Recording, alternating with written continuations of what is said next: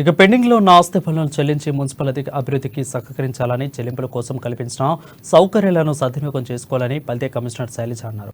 ఆదిలాబాద్ జిల్లా కేంద్రంలోని పురపాలక సంఘం కార్యాలయంలో బిల్ కలెక్టర్లు ఇతర సిబ్బందికి డ్రెస్ కోడ్ కింద టీషర్ట్లను అందజేశారు.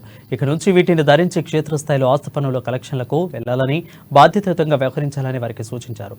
పేరున బకాయిలను త్వరితగతిన వసూలుకు చేసి పురపాలక సంఘానికి ఆదాయం రాబట్టాలని అన్నారు. అలాగే పట్టణ వాసులు సైతం సమయానికి ట్యాక్సులు చెల్లించకపోవడం మూలంగా వడ్డీతో కలిపి మరింత పెరిగిపోతుందని, ఎలాంటి రాయితీకి అవకాశం లేనందున వెంటనే బిల్లులు చెల్లించి తమ సిబ్బందికి సహకరించాలని విజ్ఞప్తి చేశారు.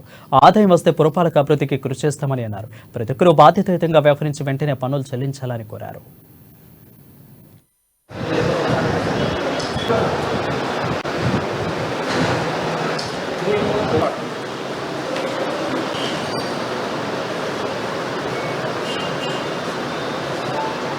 ఈ రోజు నుంచి ఆదిలాబాద్ మున్సిపాలిటీ పరిధిలో ఒక కార్పొరేట్ ఆఫీసులలో ఎట్లయితే ఒక డ్రెస్ కోడ్ ఇంప్లిమెంటేషన్ జరుగుతుందో అదేవిధంగా ఒక డ్రెస్ కోడ్ బిల్ కలెక్టర్కి పురపాలక సంఘం municipal council Adilabad bill collector అన్న దాంతో dress code identity card implement చేయడం జరిగింది. సో ఈ యూనిఫామ్ అనేది వాళ్ళ యొక్క రెస్పాన్సిబిలిటీ మరియు ప్రజలకు మున్సిపల్ యొక్క గుర్తింపు. ఎవరు వచ్చిండ్రు, కలెక్షన్ చేసిండ్రు అన్న క్వశ్చన్ ఉండకుండా ప్రజలకు కూడా మున్సిపల్ వాళ్ళు ట్యాక్స్ పిల్లలు వచ్చిండ్రు, వాళ్ళకి కలెక్షన్ కట్టాలి.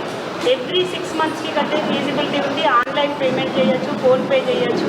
తర్వాత CDMA సైట్కి వెళ్ళొచ్చి ప్రాపర్టీ ట్యాక్స్లో ఆన్లైన్ పేమెంట్ మోడ్ ఉంటుంది.